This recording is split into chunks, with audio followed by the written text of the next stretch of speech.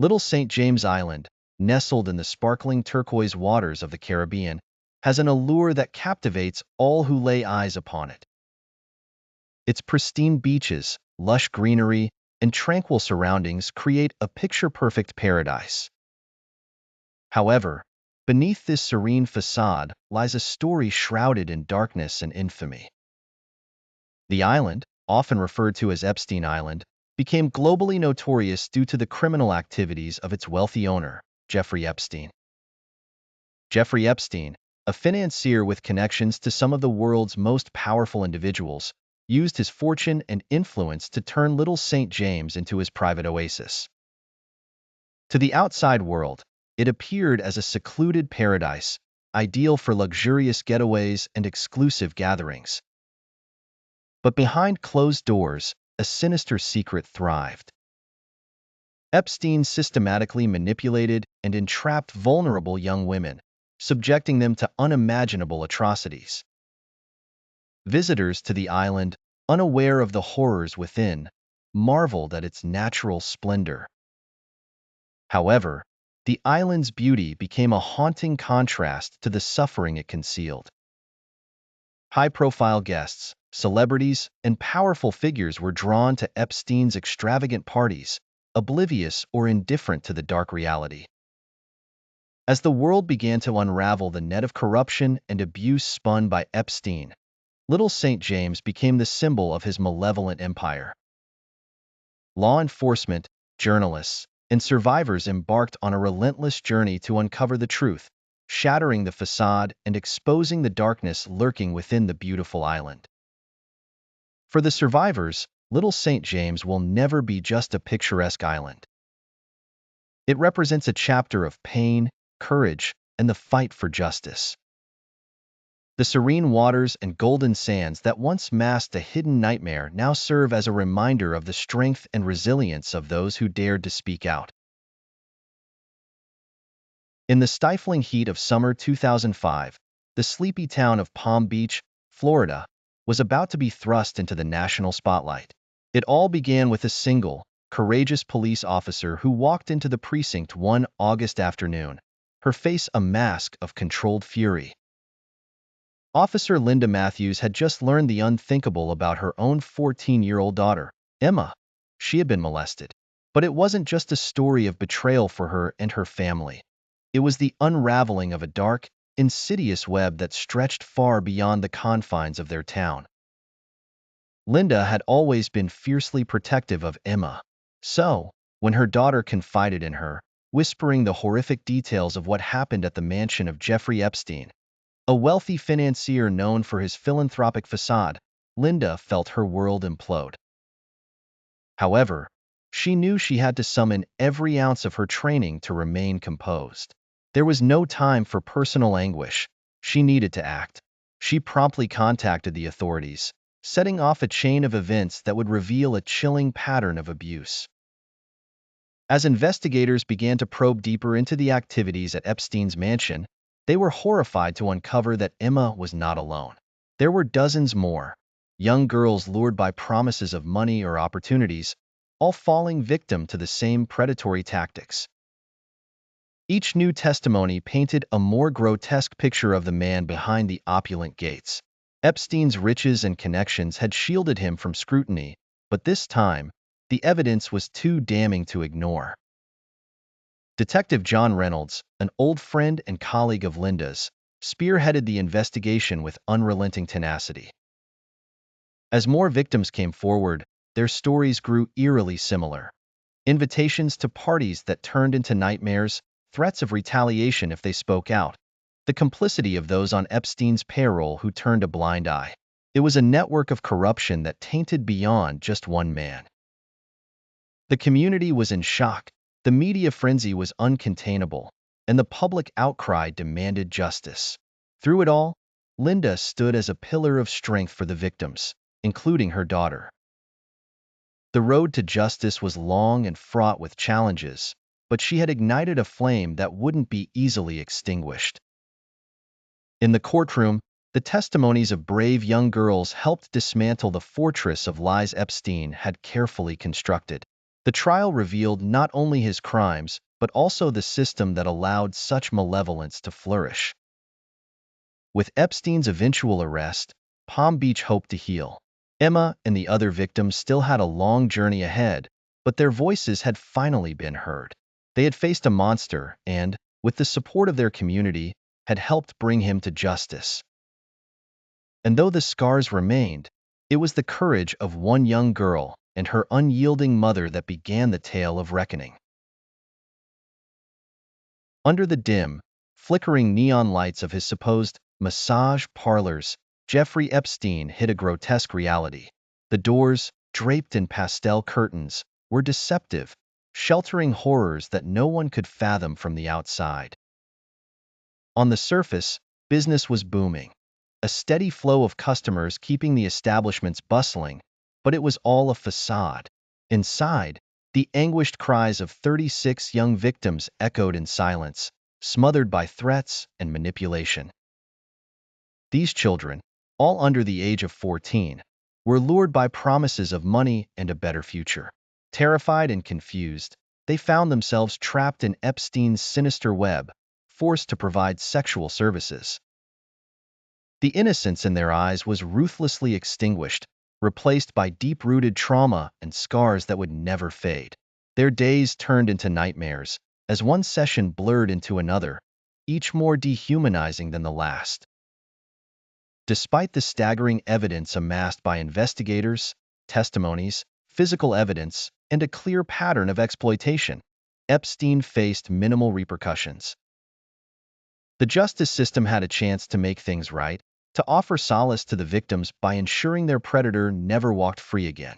But instead, in a baffling twist of legal failures and possible corruption, Epstein was charged with merely 2 counts in 2008. Many who followed the trial hoped for a sentence that matched the gravity of his crimes. Yet, shockingly, he was handed just 18 months in prison. This inconceivably lenient sentence sparked outrage and disbelief. How could such crimes be met with a mere slap on the wrist? The courtroom buzzed with murmurs of dissatisfaction and despair.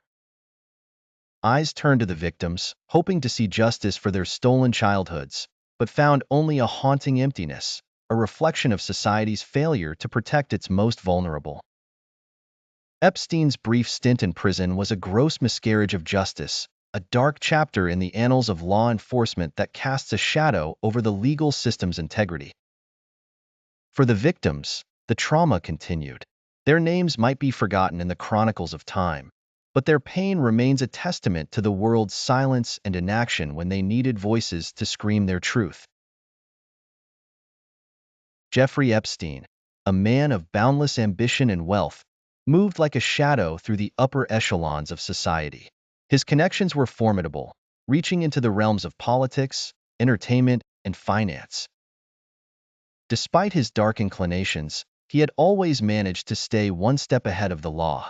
But luck has a fickle nature, and it seemed that Epstein's would run dry when he was finally sentenced to prison for soliciting underage girls. However, it turned out to be only a minor setback. Through the strength of his connections and a legal team accustomed to navigating murky waters, Epstein served a shockingly light sentence of just 3.5 months. That brief confinement came with strict conditions, but for Epstein, these conditions were merely trivial hurdles. Rather than dissipate into obscurity, Epstein saw his release as an opportunity to expand his sinister empire. Sarah Miller, an investigative journalist with piercing blue eyes and an unyielding determination for the truth, had been following Epstein's case long before the world knew. She had a knack for unearthing secrets buried deep beneath layers of deception. When everyone celebrated Epstein's downfall, she knew it wasn't the end of his story. It merely marked the beginning of another chapter. Under a pseudonym, Sarah infiltrated circles close to Epstein, gathering scraps of conversations and piecing together the intricate web of his activities. Each thread she pulled led to another revelation, another victim, another crime. She made contacts with former employees, victims, and even those in law enforcement who suspected there was more to Epstein's activities than what met the eye. Sleepless nights were spent poring over documents and sleepless days chasing leads.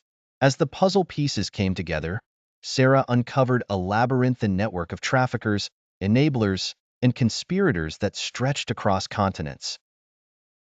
Epstein's operations had evolved, becoming more audacious and brazen. The man now seemed untouchable, his influence only growing stronger with time. Yet, Sarah was determined to expose the full extent of his crimes. She knew the risks, not just to her career but to her life. Her investigation culminated in an explosive article that left no stone unturned and no name unscrutinized. When it finally hit the press, it was a bombshell that rocked the world. The story of Epstein was not just about one man but a mirror reflecting the rot festering within elite circles. Sarah's meticulous work ignited a global outcry and a series of legal actions that saw many of Epstein's associates brought to justice. But even with Epstein's final downfall, Sarah knew the battle was far from over. The systems that enabled him were still in place, and for every Epstein that fell, another waited in the wings. Her work had only just begun. It was a hot July evening in 2019 when the world held its breath. Jeffrey Epstein, the wealthy and influential financier, had been arrested once again, this time on federal charges of sex trafficking of minors. Suspicions and whispers had surrounded the mansion for years, but the fortress of secrecy seemed impenetrable until now. News of the arrest spread like wildfire, and the mansion's shadowy corridors were suddenly under the glaring light of public scrutiny. A mixture of shock and vindication rippled through the society circles and beyond. Epstein, a man who had rubbed shoulders with the elite and powerful, was now just another criminal facing justice.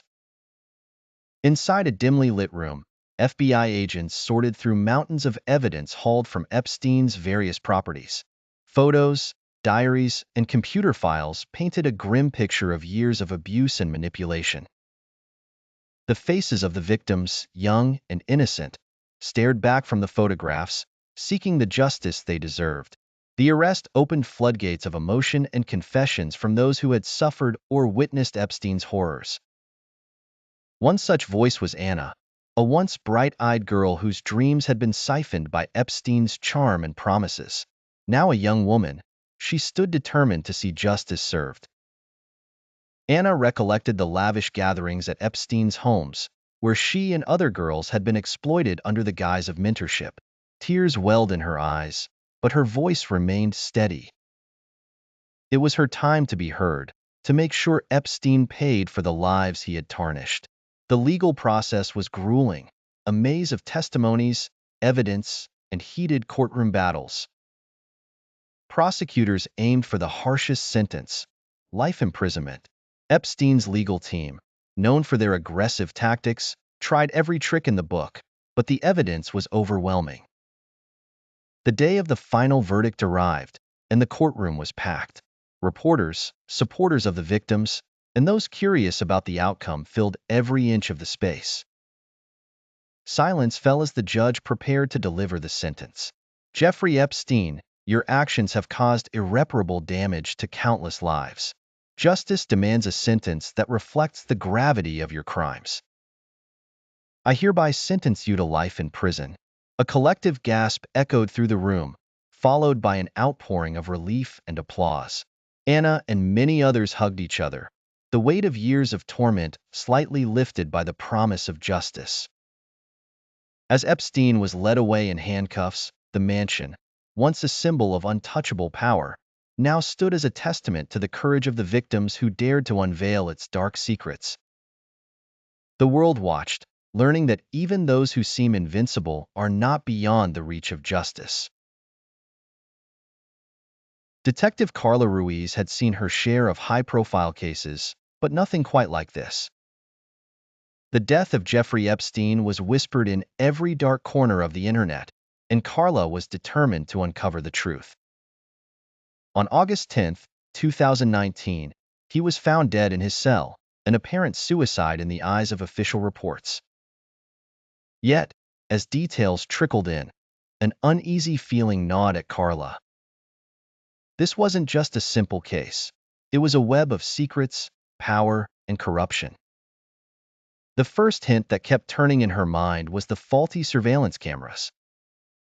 Two of them malfunctioned at the same time, directly facing Epstein's cell. Carla found it too convenient to ignore. She visited the Metropolitan Correctional Center to piece together the scene herself, scrutinizing every corner. Her instincts screamed foul play. Her investigation led her to a retired prison guard, Jack Hawthorne, who had been working the night shift the evening of Epstein's death. A seasoned veteran, Jack had seen enough to know when something felt off. Rumors of high-level bribery and threats had surfaced among the staff, but always remained unspoken.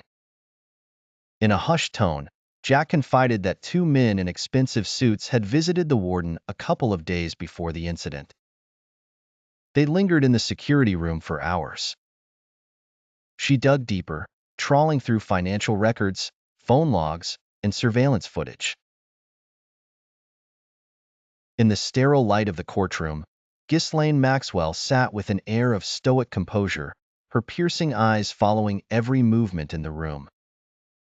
The year was 2021, and she was on trial, charged with sex trafficking and recruiting minors. The media frenzy surrounding the case was palpable. Every headline screamed her name, every journalist hungrily grasping for the next piece of the story. Yet, despite the chaos outside, an eerie calm hovered in the courtroom, a calm that would soon be shattered. The prosecutor, a sharp-eyed woman named Linda Carter, approached the witness stand, holding a thick dossier of documents. As she began to question Maxwell, she introduced the court to a myriad of documents that Maxwell had provided: ledgers, logs, and names. Pages turned, photos were shown, and a web of connections began to form, implicating individuals from all walks of life. "Ms. Maxwell," Carter began, "these documents you've provided, do they accurately represent your involvement with Mr. Epstein's enterprises?" Maxwell's expression remained stoic, but a flicker of tension danced in her eyes. "They do," she replied simply. The courtroom murmured. Each name mentioned sent shockwaves, bringing gasps of astonishment from the audience. Some were powerful figures, cloaked in the respectable garb of society. Others were seemingly ordinary individuals with much to hide. The deeper Linda Carter delved, the more the complicated tapestry of depravity became clear. Friends, associates, and even family members found themselves entangled in the exposure.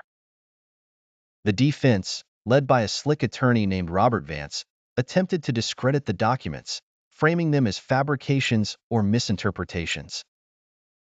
Yet, the authenticity of Maxwell's evidence was hard to deny. "Is it true," Vance pressed, "that you provided these documents in an attempt to lessen your own culpability?"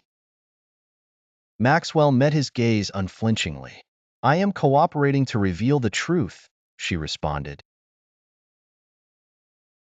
In the dimly lit headquarters of the International Investigative Bureau, Special Agent Elise Monroe stood before a large corkboard filled with photos and documents.